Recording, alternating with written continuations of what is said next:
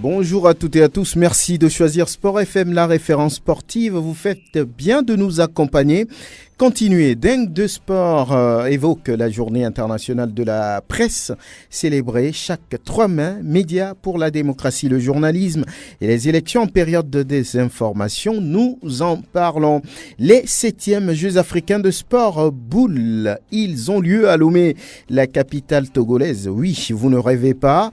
Entre le 13 et le 16 juin prochain, l'annonce a été faite ce jeudi par les responsables de la Fédération togolaise de sport boule. La deuxième édition du gala du 1er mai remportée par Radio Carré Jeune. Victoire finale devant Victoire FM après les tirs au but. Sport FM s'est classé 3e. Nous évoquons aussi la 25e et avant-dernière journée de la D1 nationale de football en sachant que la SCK est déjà champion numériquement. Voilà le programme de ce rendez-vous. Dingue de Sport invite aujourd'hui Prosper Agboklou, Grégoire Attignon, Angelo Folikoé. Nous n'oublions pas que la vidéo de cette émission reste l'affaire d'Elom Adovon, une vidéo que vous pouvez retrouver sur le www.radiosportfmtg.com.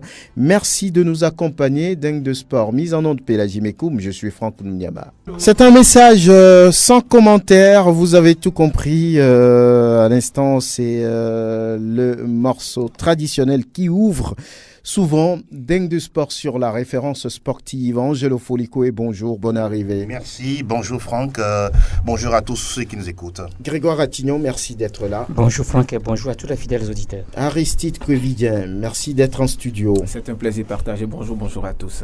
La journée internationale de la presse, c'est célébré tous les 3 mai. Alors, le thème retenu cette année, médias pour la démocratie, le journalisme et les élections en période de désinformation. Oui, ça c'est un thème assez intéressant et c'est pour la 25e fois que, on va dire, cette journée internationale va être célébrée. Nous sommes concernés, naturellement, Angelo Folikoé. Lorsqu'on vous pose la question aujourd'hui, quel est l'état de la presse globalement et particulièrement au Togo, selon vous? Ah oui, c'est une question pertinente, mais quand on jette un regard sur la presse en général, on se rend compte qu'il y a beaucoup de chemin encore à parcourir.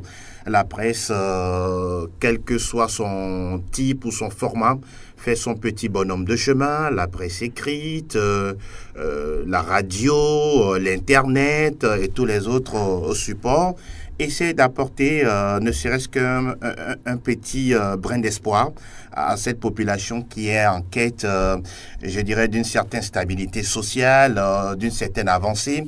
On parle de la presse souvent au niveau des pays au sud du Sahara, où c'est une presse pratiquement, je peux dire, embrigadée, qui est beaucoup plus à la solde du pouvoir en place, parce que lorsque vous êtes dans la presse d'investigation ou vous êtes beaucoup plus dans les recherches, vous fouinez un tout petit peu partout, et pour éclairer la lanterne du peuple ou bien du citoyen lambda, à un moment donné, on vous muselle, on vous prive de vos matériaux, on va jusqu'à même faire des perquisitions chez vous pour vous empêcher de faire votre travail de façon libre.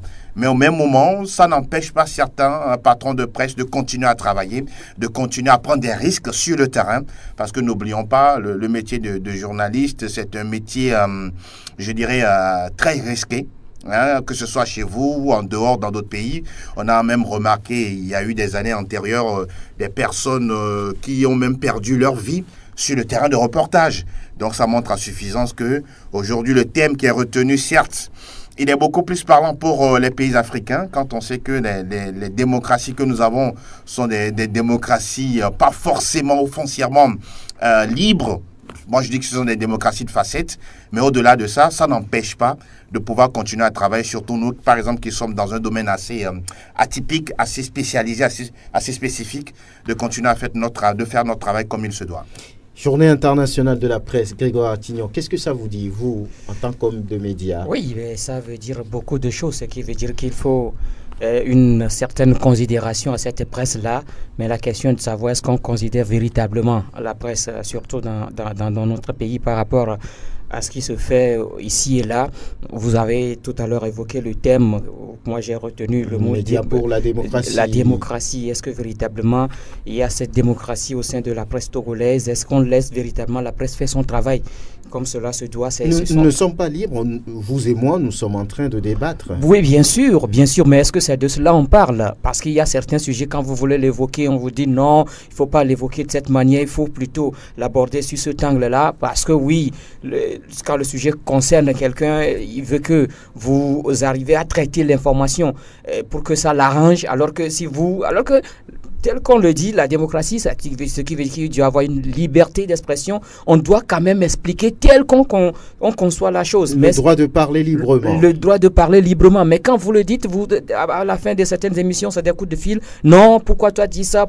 Alors que chacun est libre de dire ce qu'il veut par rapport à un sujet. Je crois que c'est de cela on parle. C'est pourquoi, d'ailleurs, on a instauré cette journée internationale de la liberté de la presse. Je crois que c'est une occasion également qu'on donne à cette presse-là de penser encore plus sur sa manière de faire. Comment est-ce que nous aussi, nous arrivons à traiter ces informations? Est-ce que nous ne traitons pas ces informations compte tenu de façon biaisée? De façon biaisée, oui, parce que nous avons la vérité, mais nous ne voulons pas dire la vérité telle qu'elle est. Nous voulons plutôt faire plaire à quelqu'un d'autre, à un proche. C'est de cette manière que nous aussi nous arrivons à traiter. C'est pourquoi des fois il y a également des garde-fous pour nous permettre d'être dans les normes. Je crois que c'est quand même bien cette journée et ça va nous permettre de réfléchir encore plus sur ce que nous faisons.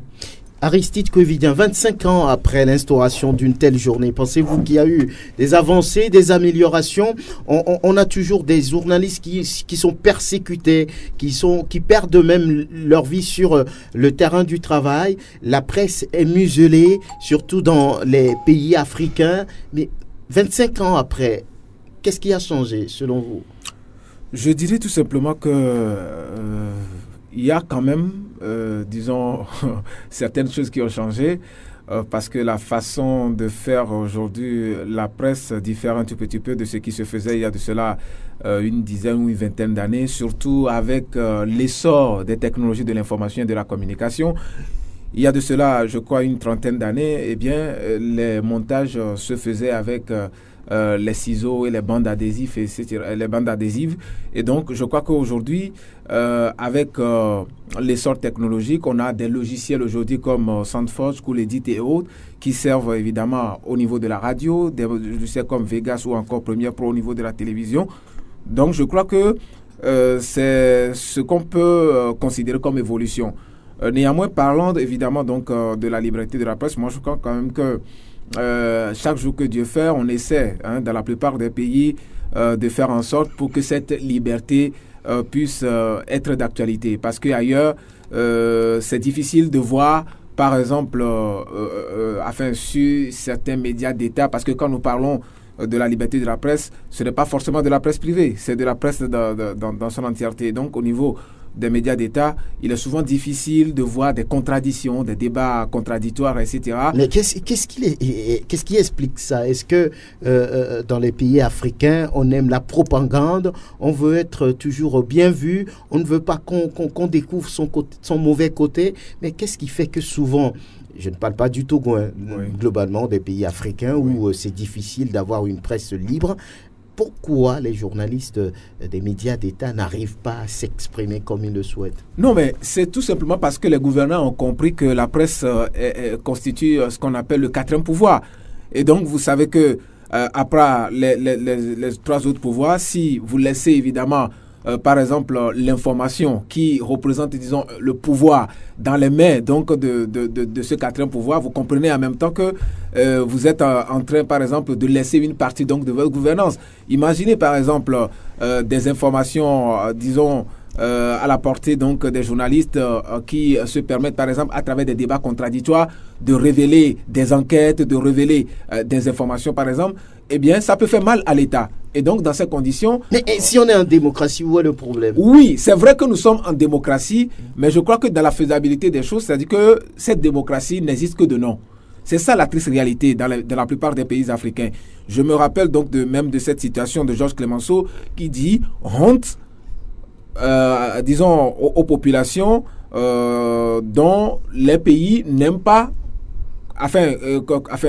qu'on ait cette liberté, et gloire aux pays où on parle librement. Ça veut dire quoi? Ça veut dire tout simplement que même il y a de cela une vingtaine, une trentaine et peut-être plusieurs années, des écrivains, des gens ont compris évidemment que le fait par exemple de ne pas laisser les gens s'exprimer librement constitue à mon humble avis une atteinte donc à cette liberté de la presse. Parce qu'aujourd'hui, il y a également ce qu'il faut ajouter peut-être pour chuter, c'est lié également au TIC. Aujourd'hui, il y a les réseaux sociaux. Tout le monde est devenu journaliste. Ouais. Le journaliste, selon le droit de la communication, vous le savez, c'est toute personne qui a pour occupation principale et rétribuer la recherche, la collecte, la publication de l'information dans un ou plusieurs organes de presse. Alors, aujourd'hui, tout le monde se permet, par exemple, voilà, à travers l'effet WhatsApp, de pouvoir publier des informations, mais on oublie que même si le délit de presse a été dépénalisé, aujourd'hui, l'État et la plupart des États africains ont trouvé quand même, disons, une certaine opportunité pour pouvoir museler encore la presse. C'est-à-dire qu'on vous dit, il y a tel article du code pénal qui interdit à ce que les uns et les autres puissent publier de fausses informations. Et donc, je crois que tout ça l'a fait qu'aujourd'hui, on est dans une situation assez compliquée. Mais moi, particulièrement, je pense évidemment qu'il y a une petite amélioration par rapport à ce qui se faisait lorsqu'on était... Il y a 20 ans, lorsqu'on était encore jeune, lorsqu'on était petit, ben, il n'y avait même pas cette opportunité pour des journalistes de pouvoir s'exprimer librement comme on est en train de faire sur les radios.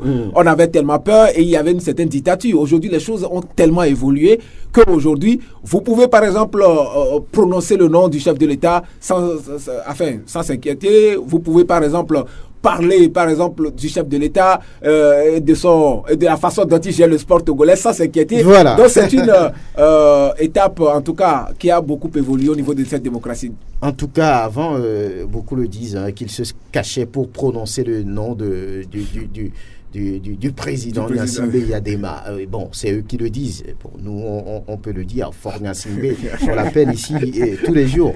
On prononce ce nom ici tous les jours. Alors, c'est un citoyen comme nous tous. Oui, Angelo Foliko, nous sommes dans le domaine du sport. Alors, quand on parle aujourd'hui du sport, ici, est-ce qu'il y a cette liberté voilà, de présenter les choses en profondeur, de dire tout ce qu'il y a autour? Vous sentez en liberté lorsque vous travaillez, lorsque vous faites votre boulot?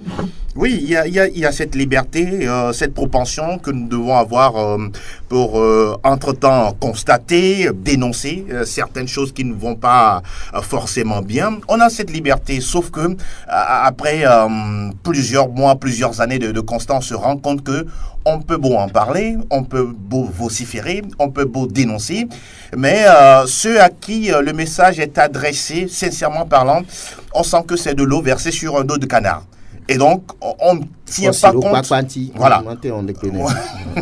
On ne tient pas compte des propositions. Il n'y a pas que les critiques, Franck. Il y a, c'est vrai, ce constat que l'on fait, mais au-delà de ça, on fait des propositions par rapport à une certaine planification, à une certaine organisation, à une certaine éthique à mettre en place quant à la gestion des biens de l'État en ce qui concerne le sport, quant à, par exemple, au mécanisme à mettre en place lorsqu'on alloue, je dirais, des subventions aux différentes fédérations pour pouvoir réaliser des compétitions au niveau justement de leur fédération, mais on se rend compte que ce soit le ministère, que ce soit l'État togolais, que ce soit les fédérations auxquelles nous nous adressons, même les individus qui ont à leur charge la gestion de ces différentes fédérations ou autres associations sportives, on se rend compte qu'ils ne nous prennent pas au sérieux, ou bien ils se disent, tiens, l'essentiel, nous arrivons à faire notre travail comme il se doit, à faire tout ce qu'il faut en matière de gestion, même si elle est opaque, même si elle n'est pas juste, hein, mais ils se disent que bon, on va le faire de toutes les façons. À la fin, ils vont nous critiquer, mais après, le chien aboie, la caravane passe. Moi, je pense que quand c'est comme ça, les années vont passer, mais on ne passera que notre temps à applaudir les autres nations qui ont compris qu'aujourd'hui, il faut mettre l'accent beaucoup plus sur la qualité humaine, ces personnes-là capables d'être intègres, d'être justes, d'être des personnes responsables lorsqu'on leur confie des fédérations, lorsqu'on leur confie même des subventions, à pouvoir les gérer jusqu'au bout. Oui, on dit toujours que la maman qui donne à manger à son fils ne cessera jamais quand même de mettre ne serait-ce que le petit doigt dans sa bouche. Oui, il y a aussi cette façon de gérer les choses tout en pensant à sa poche. Mais attention, il faut d'abord servir le sport avant de penser à se servir. Malheureusement, on est dans cette, je dirais, cette continuité de faire les choses et on se rend compte que les sports au Togo, dans toute sa plénitude, n'avance du tout pas. Le Ghana, le Burkina Faso, le Bénin, d'autres pays, aujourd'hui, sont très loin devant parce qu'ils ont compris qu'avec la critique, avec le fait de dénoncer certaines choses, on peut s'en servir et construire le sport autrement. Grégoire Attignon, est-ce qu'il vous est arrivé déjà d'être devant une situation qui vous refuse ou bien qui vous empêche de faire votre travail ?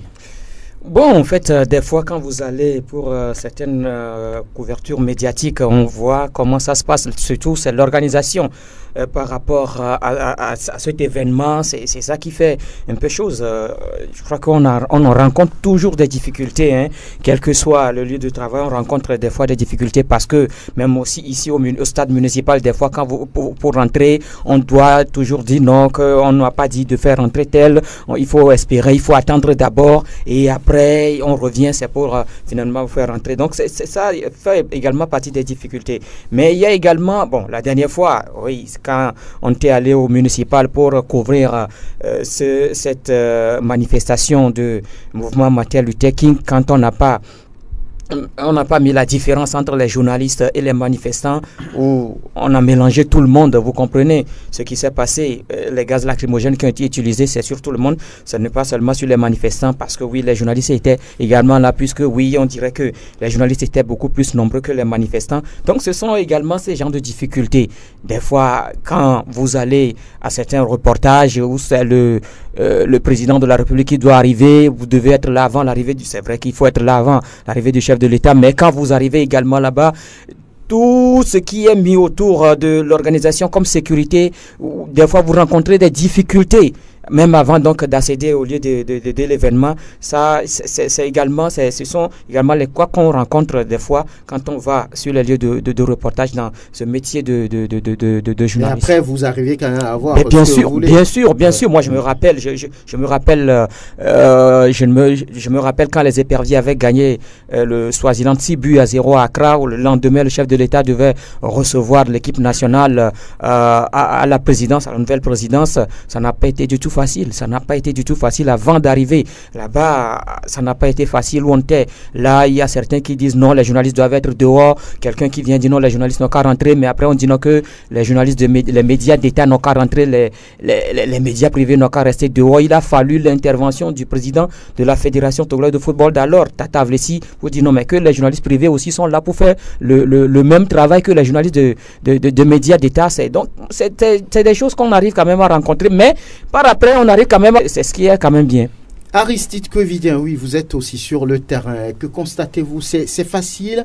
Avez-vous besoin une fois d'une information où vous avez été confronté à des difficultés ? On vous dit, monsieur, nous ne vous disons rien.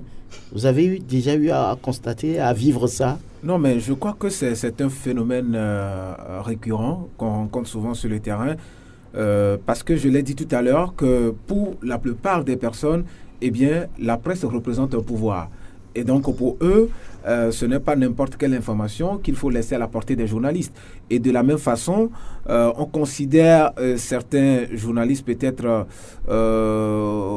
comme des détenteurs de pouvoir. C'est-à-dire qu'on estime peut-être que telle ou telle personne, en ayant cette information, eh bien, sur un média, il peut peut-être toutefois lancer la bombe. Et donc, dans ces conditions, je pense que c'est un phénomène qui ne change pas. Moi, particulièrement, oui, on a rencontré plusieurs cas, mais je pense que sur le plan international, pour avoir eu la chance de participer à un ou deux événements internationaux, je pense évidemment que là, par exemple, il y a aussi beaucoup plus de respect. Donc, dans la plupart des pays, je prends par exemple la Côte d'Ivoire ou encore le Bénin, je me rappelle également des difficultés qu'on a vécu il y a de cela quelques années quand le pape Benoît XVI devait être, quand le pape Benoît XVI était au Bénin, ce n'était pas forcément dans le domaine du sport, mais là, parlant de la presse et parlant donc de ces difficultés dont vous parlez tout à l'heure, je pense évidemment que lorsque, par exemple, vous n'avez pas, disons, une certaine notoriété, eh bien, les gens vont devoir vous trimballer dans la boue. Des gens qui ont voyagé avec, disons, une dizaine de journalistes des organes internationaux, mais à qui on a refusé finalement des accréditations. Vous vous rappelez même de cette histoire de la participation de certains Togolais à la dernière Coupe d'Afrique des Nations, où cela était difficile peut-être pour la plupart d'avoir une accréditation pour pouvoir couvrir donc ces grands événements qu'est la Coupe d'Afrique des Nations. Donc je crois que c'est logiquement un truc qui est quand même opportun, et donc on en parle parce qu'aujourd'hui nous parlons de la liberté de la presse. Quand je parlais tout à l'heure donc de Clémenceau, oui, ça c'était il y a de cela des centaines d'années. En 1888, nous on n'était même pas on n'a même pas pensé à vous fabriquer. Ah oui, à le fabriquer. Oui, mais lui déjà devant l'Assemblée nationale, il avait déjà dit, il sait que en réalité, lorsqu'on parle de la presse, il faut quand même qu'il y ait cette liberté. Bien. Voilà, la journée, oui, on va terminer, Angelo Folikoé. Il faut également reconnaître que lorsqu'on parle de journalisme et puis démocratie, il y a un aspect dont on n'a pas trop parlé, c'est que les journalistes, surtout en Afrique, sont très mal payés. Sont très mal payés. Et donc, quand c'est comme ça, sincèrement parlant, lorsque vous êtes par exemple en directeur porte ouverte à la corruption. Absolument. Il n'y a rien à dire. Il ne faut pas avoir la langue de bois. Lorsque vous êtes un directeur de publication et qu'il y a deux politiciens, par exemple, qui sont en véritable bataille, il y a juste quelqu'un d'autre qui vient vous voir avec une belle enveloppe bien garnie et vous demande, par exemple, de publier un tel article, vrai ou faux soit-il, sur le concurrent. Et là, vous n'êtes pas forcément obligé, mais vous êtes tenté de faire ça. Et souvent, qu'est-ce qui se passe? On le fait. Parce que... Sans vérifier. Mais attendez, vous avez le temps de vérifier? Puisqu'on vous met la pression et l'argent est là devant vous. Vous ne pouvez que succomber à une telle tentation. Et donc, si vous aviez toujours l'habitude de marcher à pied et un jour, un mécène vous offre une belle moto ou bien une belle voiture, quel que soit ce qu'il fait demain comme bévue ou comme n'importe quoi, vous ne serez jamais capable de pouvoir le dénoncer parce qu'entre-temps, vous avez vos 10 doigts dans sa bouche. Donc, c'est un aspect vraiment aujourd'hui qui n'aide pas forcément la presse chez nous. On parle souvent de l'aide de l'État à la presse, mais ça aussi, je pense qu'il y a encore beaucoup d'efforts à faire, à augmenter l'enveloppe et surtout à doter tous ces organes-là, médias publics comme médias privés, de moyens nécessaires à pouvoir éviter un tant soit peu la corruption. C'est vrai, on pourra tout leur donner, mais la corruption, elle est toujours ambiante à tous les niveaux. La journée internationale de la presse, c'est ce vendredi. Voilà, on va parler d'autres choses certainement dans les éditions à venir. Et nous évoquons la 2e édition du gala du 1er mai, initiée par la référence sportive Radio Sport FM. À l'arrivée, c'était une victoire finale de Radio Carré Jeune qui succède ainsi à son adversaire de la finale, Victoire FM, battue à l'issue des tirs au but. Nous allons pouvoir écouter Bamazé Eugène, le directeur général de Radio Carré Jeune. Je crois que d'abord il faut saluer l'initiative, comme mettre ce jour, nos micros, tout notre matériel de côté, comme on embrasse les audios. Ça a été un plaisir. Et surtout la foule qui nous écoute à travers nos ondes. Ça a été une occasion pour cette foule. C'est à saluer. La confraternité, après tout, a été un constat. Je crois que c'est l'essentiel. C'est-à-dire que nous sommes tous des médias, quelle que soit la concurrence ou quelle que soit nos typologies, la confraternité doit être de rigueur. On a remarqué également que le fair play a régné tout au long du tournoi. Bien sûr, le fair play, à travers nos zones, à travers nos micros, c'est nous qui exhortons nos auditeurs au fair play sur les stades. Pourquoi ne pas le démontrer? Franchement, on a aimé. Aucune œuvre humaine n'est parfaite, mais félicitations. Et que beaucoup de partenaires vous assistent pour les éditions prochaines pour qu'il y ait plus d'engouement. Eugène Bamazé, il est le directeur général de Radio Carré Jeune. C'est cette équipe-là ou bien cette radio qui a gagné l'édition 2019 du gala du 1er mai. En face, il y avait Radio Victoire, vainqueur de l'édition 2018. Le capitaine de cette équipe, Innocent Agbeonu. C'est une grande appréciation que je fais de ce gala. L'année dernière, on a tout fait pour décrocher cette première place. Cette année, on était toujours dans cette dynamique-là. En finale, nous avons encaissé un but inattendu. À la reprise, on a bataillé dur pour que l'égalisation soit faite. Et ça a été fait. Et à côté, l'équipe adverse aussi a mis les bouchées du pour ne plus céder. Et ça a été quand même une partie très disputée. C'était un but partout. Il va falloir se départager par des tirs. Félicitations aux deux équipes qui sont arrivées en finale. Il faut aussi saluer l'état d'esprit qui a régné durant tout le tournoi. Justement, moi j'ai toujours apprécié cette façon de faire où quand vous-même, en tant que collègue, en tant que confrère, vous donnez des idées, que ce soit d'une manière générale. Nous sommes en fait de 1er mai, la fête du travailleur, nous voulons nous réjouir, il ne faudrait pas avoir de blessés, il faudrait jouer le ballon, d'être fair play. C'est une très bonne chose, ça montre le niveau que nous-mêmes nous donnons à ce que nous faisons. Et voilà, Innocent Agléonou, le capitaine de Victoire FM, Angelo Folie, que oui, c'était de l'ambiance, il n'y avait pas d'enjeu, il n'y avait pas d'enjeu dans la complicité, donc de se retrouver, de faire de petites blagues.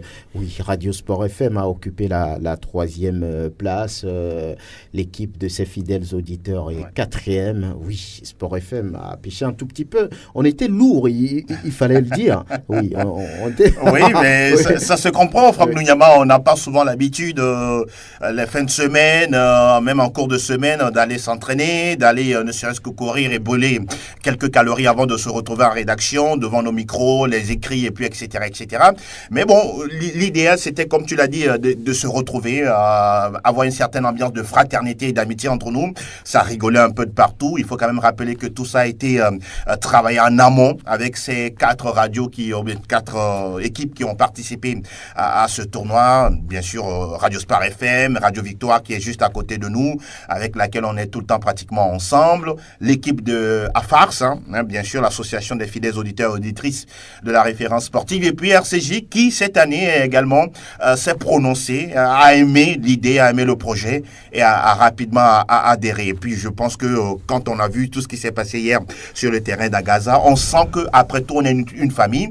Et, on apprécie bien ce que le DG de RCJ a dit, malgré nos différents profils, malgré nos différentes lignes éditoriales, chaque radio a son public. Et hier, le public était là pour apprécier les passes, les déplacements, les contrôles des uns et des autres, y compris ceux de vous-même et de Jean-Pierre Tatak Bezouquin. Et donc, ça a amusé pratiquement tout le monde. Je pense que la 2e édition, elle est encore plus réussie, parce que on a senti un autre engouement autour de la chose, et ça c'est très important. Et quand c'est comme ça, je pense que ça permet aux auditeurs de mieux encore être plus proches de ces différents animateurs que nous sommes, de différents organes que nous sommes, histoire d'être beaucoup plus, je veux dire, dans la fraternité et surtout dans le partage. Parce que pour chuter, certains pensent que oui, lorsqu'on travaille à la radio, on est un titre ou cela, on n'a pas le droit d'être ami avec ci ou ça. Non, on est tous des humains, on est tous une même famille. Grégoire Attignon, oui, c'était l'occasion de pouvoir courir encore un tout petit peu. Ah oui, c'est vrai, c'était l'occasion pour courir un tout petit peu, parce que ça fait longtemps, je n'ai plus joué et je n'ai même plus essayé de courir quelque part, mais hier, j'ai eu quand même cette occasion, même si c'est quelques minutes seulement, mais ça m'a quand même permis de taper encore une fois dans le ballon. Moi, je crois que c'est l'ambiance qui a régné hier. C'est ça, moi, j'ai accepté, j'ai apprécié, pardon. Il faut dire que malgré la pluie, des gens se sont déplacés quand même pour quand même participer à cette compétition, à cette manifestation, à cet événement-là. Et tout le monde était là avec les blagues par ici, et puis les tapes par là. Après tout, on est ensemble, on est des confrères, on a joué. L'essentiel, ce n'est pas de gagner, parce qu'il n'y a pas un trophée en jeu, il n'y a pas d'enveloppe après le tournoi. Donc, c'était juste pour quand même se retrouver et partager quelque chose. Je crois que c'est ce qu'on a partagé hier à travers donc, ce gala-là. Je crois que c'est une très, très bonne initiative. Tel que Angelo vient de le dire, moi, j'ai constaté que cette 2e édition a beaucoup plus réussi. L'engouement qu'il y a eu autour de la chose, c'est vrai qu'on aurait eu peut-être beaucoup plus d'équipes, mais au dernier moment, certains certaines équipes n'ont plus répondu, mais les 4 qui étaient là ont quand même assuré. Je crois que c'est ce qui est appréciable. C'est ce qui est appréciable. Aristide Covidien également a mis ses Gaudio hier. Il a joué. Oui. Quels étaient les sentiments Non, c'est des sentiments de joie et de retrouvailles, surtout parce que au-delà de tout ce que nous faisons, au-delà des rencontres entre confrères, il faut dire quand même que nous n'avons pas souvent cette occasion de nous retrouver sur un terrain de football. Et donc, je crois que pour une seconde fois, ça a été également le cas. C'est vrai que, oui, la plupart ont l'habitude de jouer. Les Yoro Malatif, les Angelo Folikwe. Je me rappelle même de la dernière rencontre qu'on a jouée il y a de cela quelques mois au stade d'Agoé. À la fin, c'est Variété Sport FM qui s'est imposé 4-2. Je crois que c'est toujours un moment de plaisir de se retrouver entre confrères, parce que l'activité principale donc, des professionnels des médias, ce n'est pas le football. Et donc, pour les professionnels des médias et même parfois pour les officiers supérieurs de l'armée, pour des prêtres de Jésus-Christ, pour des pasteurs, des artistes et même des ministres, lorsque ces personnes ou, disons, voilà, de différentes catégories se retrouvent sur un terrain de football, ça donne la joie au cœur, d'abord, disons, à ces individus, mais aussi au public sportif. Parce que des fois, on entend la personne seulement à la radio. Et donc, quand on l'écoute, on a peut-être envie de le voir. Et donc, quand on le découvre d'une certaine façon sur un terrain de football, donc je dirais que ce qu'on retrouve, c'est plus qu'une joie. Je ne sais pas quel adjectif donner donc, à ce que les auditeurs qui sont en même temps les spectateurs et nous vivons en ce moment. Mais je crois quand même que ça a été très bien organisé. Oui, surtout dans cette ambiance fraternelle qu'on a vécue hier à l'occasion de la fête du 1er mai. On a envie que le 1er mai 2020 arrive très vite pour qu'on puisse... oui, et cette fois-ci, on va bien se préparer et pourquoi pas donner un autre éclat, une autre image à ce gars-là qui tente de prendre de l'ampleur. Vous le dites si bien, vous le dites si bien parce que lors de notre premier match, la première demi-finale, c'était 0-0 à la mi-temps. Et donc, en deuxième mi-temps, il y a eu 5 buts. 5 buts, 3-2 en faveur de l'équipe de RCJ. Bon, c'est vrai qu'il y a eu par moments certaines inattentions ou quelques changements qui n'ont pas été vraiment bien gérés. Donc, mais quand même, on a aimé la réaction de l'équipe de Variété Sport FM qui a pris 3, mais après, c'est rapidement remis dans le sens de la marche et puis a planté 2 buts par l'entremise de Chabana, qui est notre ami de tous les jours. Ça, c'est quand même important. Et puis, lors du match de la 3e place, quand même, c'est pas l'équipe des fidèles auditeurs qui va... Non, ça dit que c'est un défi que ne peuvent pas battre à l'équipe des journalistes. C'était décidé, quoi. Donc, ça fait que c'était dans les tirs au but. Et c'était dans les tirs au but. L'année dernière... Ce penalty transformé ou bien tir au but transformé par Roméo Etor. Donc, c'est intéressant de regarder de près cette organisation. Oui, il faut également...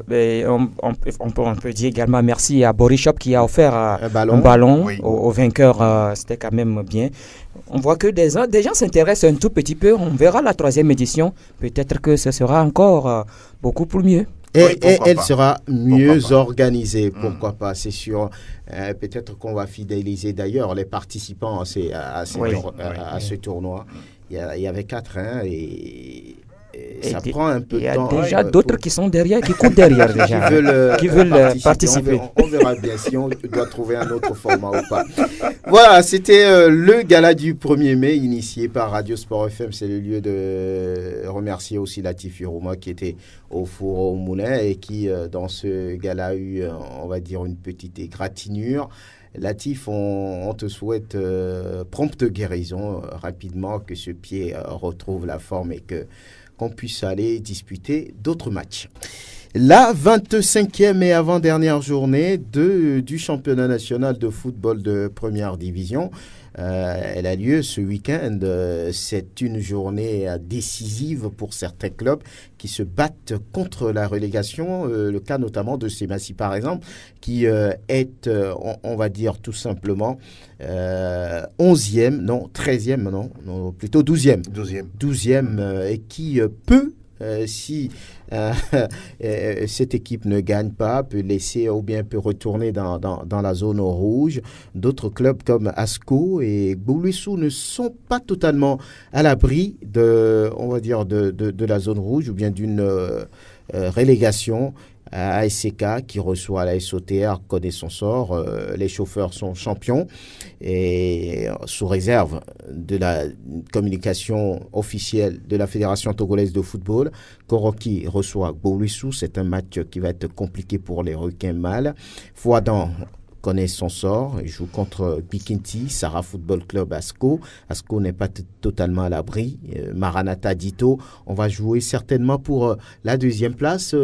Grégoire Attignon, Maranatha Dito, vous pensez que... Oui, je crois que pratiquement dans ce match, c'est la deuxième place qui est en jeu. Je crois, vous savez, Dito, l'objectif pour Dito, c'était de quand même jouer le titre pourquoi pas jouer une coupe continentale la saison prochaine. Maintenant qu'on n'a plus le titre, on va quand même mettre la pression sur cette deuxième place. Et voilà que c'est un déplacement sur Womé. Ça va être quand même un match intéressant, ces deux formations.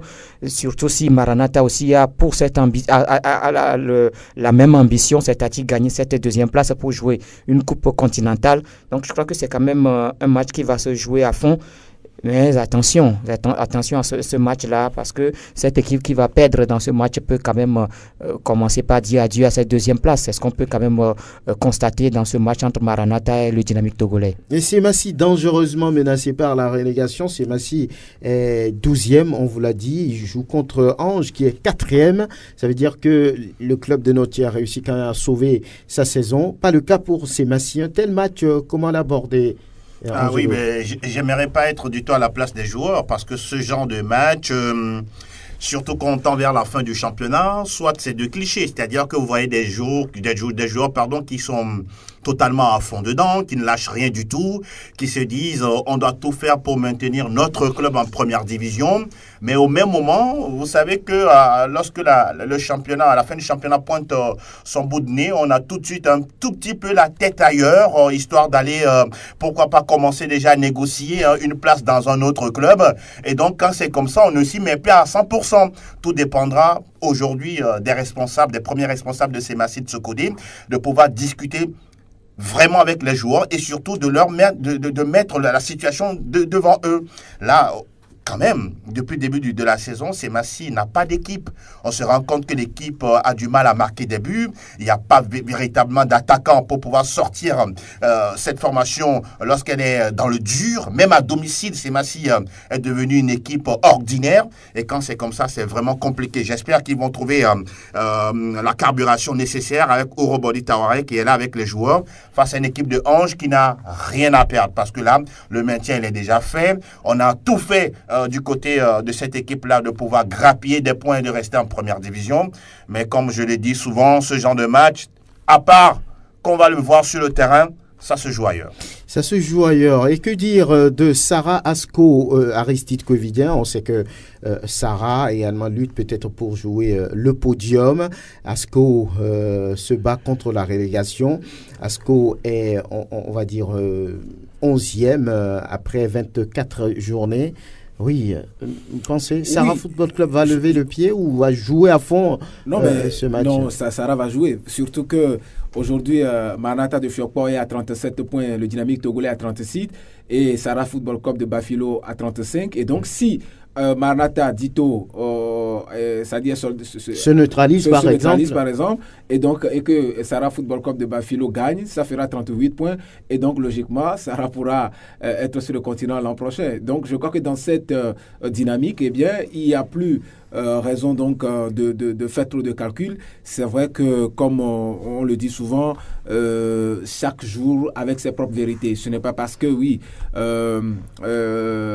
Asco est en difficulté que forcément aujourd'hui une équipe de Sarah Football Club peut facilement battre cette équipe. Surtout que c'est un match piège. Un match piège parce qu'au même moment, si Asco gagne, eh bien Asco peut également sauver sa saison d'une façon ou d'une autre.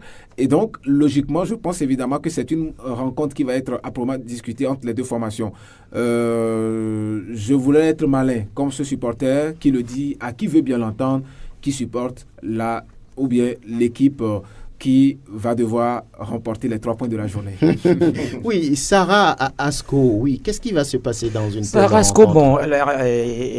Aristide l'a dit, cette équipe-là qui va beaucoup plus jouer à fond, c'est Asco de Kara, parce que Asco n'est pas encore sauvé mathématiquement. Donc, Asco doit gagner un match pour quand même quitter véritablement cette zone rouge, où c'est vrai qu'elle n'est plus dans cette zone, mais je crois que c'est Asco qui va beaucoup plus aller chercher la victoire dans ce match. Maintenant, si Sarah arrive à gagner et pendant ce temps, si Maranatha ne gagne pas, si Dito ne gagne pas, vous comprenez que c'est Sarah qui va prendre la deuxième place. C'est vrai qu'il y a également Ange qui joue. Donc il y a beaucoup de calculs également dans ce match. Ce n'est pas encore fini mathématiquement pour le club d'Assoli, mais c'est Esco beaucoup plus qui va jouer à fond ce match, parce que on doit gagner pour quitter, pour se sauver et se maintenir en première division. Et puis vous imaginez par exemple la SCK qui finit champion et Esco en deuxième division.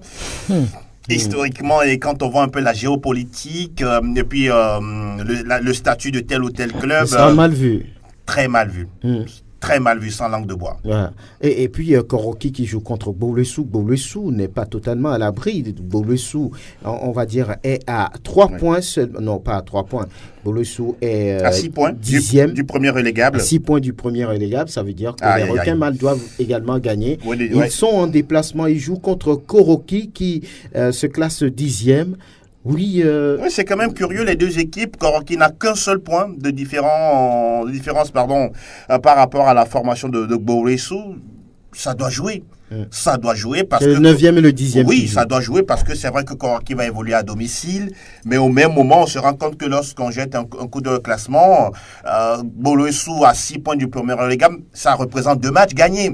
Et donc, pour l'équipe de Yankee Claude, ils doivent aller chercher ces points, peut-être match nul. Et puis, à la dernière journée, si je reçois à la maison, je n'ai pas vu leur calendrier, mais sûrement ils doivent recevoir à la maison, maximiser quand même leurs efforts pour remporter le match à la maison et se mettre totalement à l'abri. Parce que une défaite quand même pour Bolesou face à Koroki en déplacement, ça va être vraiment très très mal vu. J'espère que ces joueurs que sont Nooklo et puis Guéli Kofi vont faire le job, histoire de trouver les 3 points. Mais c'est quand même pénible pour toute une équipe lorsque vous êtes en lutte et pour le maintien et pour la relégation, de trouver quand même la bonne carburation. Mais Claude, on le connaît, il a beaucoup travaillé avec Ayivi et Kwevi, il connaît un peu la réalité de notre championnat. J'espère qu'il saura trouver la formule nécessaire pour ces poulains pour arriver à prendre le dessus sur Koroki. Oui, cette 25e et avant-dernière journée, c'est ce week-end, il y aura de très très beaux matchs. Oui, mais il faut également évoquer le cas Bikenti, parce que là, Bikenti, en cas de défaite, là, n'aura plus rien à faire pour le compte de la suite du championnat. Va descendre en deuxième division. Donc, c'est un match important également pour les Lions du Mont Babassa. Ils jouent contre qui? Cette équipe-là qui est déjà reléguée en division inférieure. Est-ce que Fouadan va se laisser faire? Est-ce que Fouadan, avant de partir, ne va pas faire de victimes? Donc, vous comprenez que c'est également un match très intéressant là-bas entre ces deux formations. Fouadan, oui, les deux Lions qui vont s'affronter, vous voyez, et qui sont dans la zone rouge. Oui, Fouadan, Bikenti, c'est les 2 derniers au classement, les deux plus mauvais élèves de la classe. Ce qui est quand même assez curieux, autant on peut dire que le football va vite, mais la réalité également du terrain sont tout autres. Bikenti, je pense à la 15e journée, était leader de ce championnat. À la 19e journée, Bikenti était pratiquement dans le top 5, et puis après, derrière cette sanction qui tombe, on est obligé de disputer ces matchs loin de ses bases. Et aujourd'hui, on se rend compte que toute l'équipe et Bonfoy Miao qui à chaque match essaie toujours d'avoir les points de la victoire, mais malheureusement, ça ne vient pas. Et là, on doit lutter outrageusement contre la relégation. Ah oui, j'imagine que le président doit motiver autrement ses joueurs, même si par moment ça ne marche pas. Mais il n'y a que 2 matchs de la survie Donc j'imagine un peu ce qui se passe là-bas. Voilà, la 25e et avant-dernière journée de la DA nationale de football à SK SOTR. Koroki Boluisu Fouadang Bikenti Sara Asko, c'est Massi Ange Maranata Dito à Estogoport Gomido. Les 7e Jeux africains de sport boule ont lieu à Lomé, c'est vrai, entre le 13 et le 16 juin prochain. Oui, voilà, le Togo qui va abriter cette compétition continentale, et l'annonce a été faite ce jour même à travers une conférence de presse par les responsables de la Fédération togolaise de la discipline. Je propose d'écouter le vice-président de la FTSB, Dominique Niazo. C'est un événement que nous avons voulu partager donc avec la presse pour qu'elle soit donc le relais de ce grand événement qui aura lieu dans notre pays. Et nous avons également profité pour présenter à la presse togolaise les ambitions de notre fédération sur cet événement et les ambitions d'ordre général que nous avons pour donc relever le sport boule. Nous avons donc eu des partages très enrichissants avec la presse et qui a donc promis nous accompagner dans cette aventure afin que notre pays, le Togo, puisse connaître de la gloire et se qualifier pour le mondial. Et ils nous accompagneront également dans le cadre du mondial auquel nous souhaitons vivement participer en 2020 à Lausanne en Suisse. Quelle est la forme de l'équipe togolaise avant cette compétition? Je peux vous assurer que l'équipe togolaise est très en forme parce qu'elle est actuellement à l'œuvre, elle s'entraîne. Nous vous convierons à participer même à l'entraînement dans les jours prochains et on vous dira quand. Et vous allez voir que c'est des gens qui sont très motivés et qui veulent à tout prix arracher la qualification pour le mondial. Si on ne peut pas remporter la compétition des 7e Jeux, au minimum, nous espérons nous qualifier pour le mondial en Lausanne en 2020. Dominique Niazo, vice-président de la Fédération togolaise de sport boule. Grégoire Attignon, oui, c'est vrai, le Togo va abriter cette compétition. Ah ben oui, c'est ce que les responsables de la Fédération togolaise de sport boule nous ont dit ce matin à travers donc cette conférence de presse. Vous savez que c'est un nouveau bureau de la Fédération qui est en place il y a de cela pratiquement un an que ce nouveau bureau est là. Entre-temps, il n'y a plus d'activité, il n'y a plus d'informations sur cette discipline entre-temps appelée pétanque.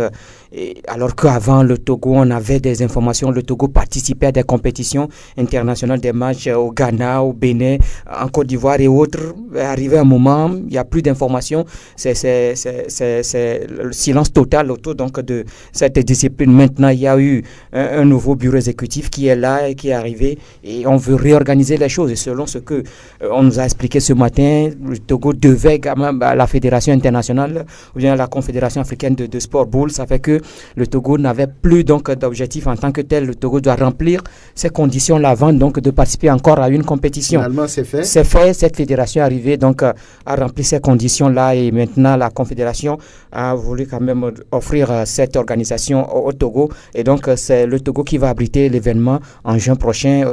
Ce sera au municipal terrain de basketball.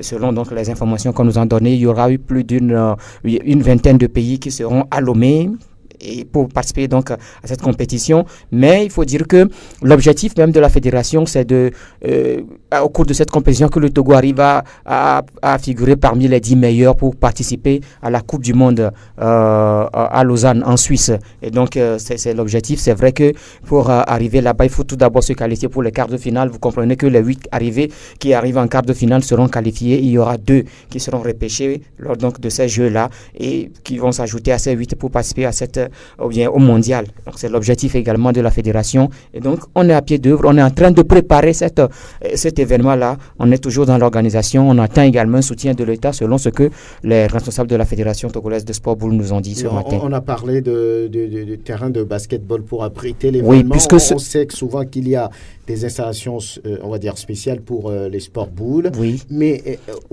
on va faire ça où? Sur le parquet partant? Oui, puisque selon les règlements de compétition, il faut un terrain couvert.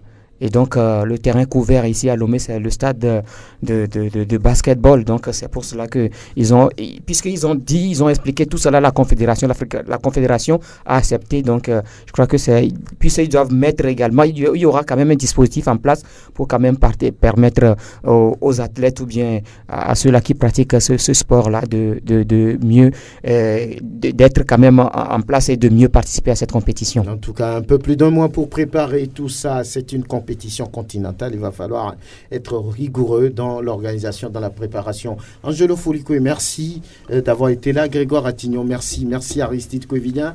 Et Norma Dovon, merci pour la vidéo de cette émission. Pédagie Mekoum, merci. À très bientôt.